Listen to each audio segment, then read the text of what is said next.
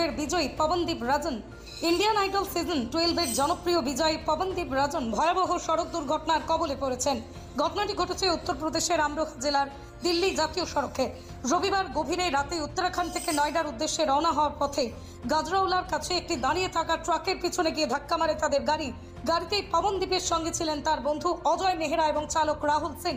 Police সূত্রে খবর, চালক ঘুমিয়ে পড়ায় এই দুর্ঘটনা ঘটে বলে প্রাথমিকভাবে অনুমান। দুর্ঘটনার পর স্থানীয়রা দ্রুত পুলিশে খবর দেন।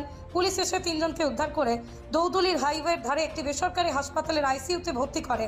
তবে অবস্থার অবনতি হওয়ায় তাদের নয়ডার একটি বিশেষায়িত হাসপাতালে স্থানান্তর করা হয়েছে। চিকিৎসকদের মতে পবনদীপ রাজনের দুই পায়ে মারাত্মক চোট হয়েছে, মাথায় আঘাত পেয়েছেন তিনি। বর্তমানে তাকে আইসিইউতে নজরদারিতে রাখা হয়েছে। তার সঙ্গে অজয় এবং চালক রাহুলের অবস্থা আশঙ্কাজনক।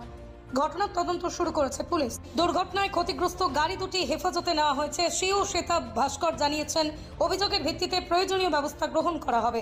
গায়ক পবনদীপের এই দুর্ঘটনার খবরে সঙ্গীত জগতে নেমে এসেছে শোকের ছায়া। তার দ্রুত আরোগ্য কামনা করছেন অসংখ্য ভক্ত।